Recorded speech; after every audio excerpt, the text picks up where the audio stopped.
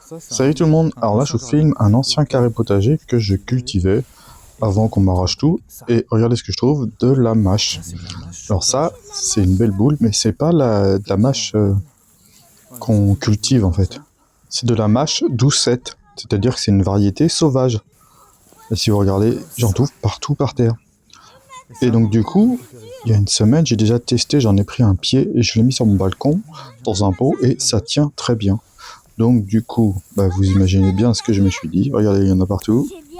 Là, ça pousse partout. Franchement, c'est limite du chien donc ça fait des belles bottes comme ça, des belles touffes. Donc je récupère ça, désolé c'est mal filmé, et je mets ça dans mon seau. Et après, je vais remettre directement ça sur mon potager balcon. Avec un peu de bol, ça va pouvoir grainer sur le balcon et redonner les années suivantes. Puis en plus de me fournir là un couvre-sol ou même tout simplement de la salade. J'adore la mâche, j'adore la roquette. Et en fait, ça, découvrir que la mâche sauvage pousse comme ça et fait des grosses touffes, c'est vraiment intéressant. Alors il y a une année, quand j'étais encore à cultiver ici, j'avais été très surpris parce que j'avais un bosquet de mâche qui faisait plus de 50 cm.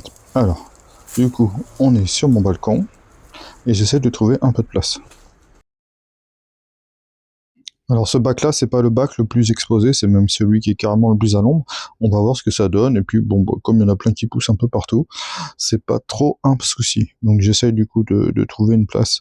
Je creuse un peu, en fait le sol est un peu dur, comme je reçois pas l'eau de pluie, puis que c'est l'hiver, donc j'ai arrosé, mais pas plus que ça. Ce que je vidais, c'était l'eau de pluie dedans, donc c'est encore un peu dur. C'est pas juste du compost ou du terreau, c'est un sol en lasagne. J'ai vraiment fait quelque chose...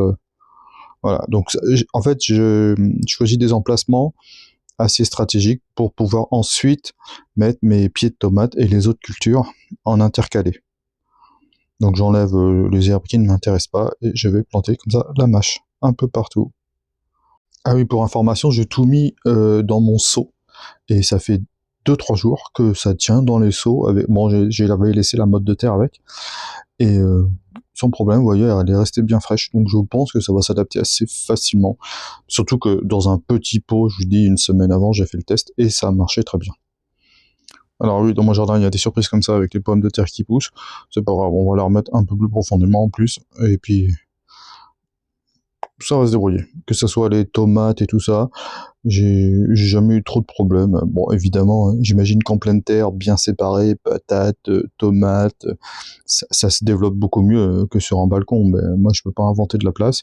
Je peux pas non plus multiplier les bacs.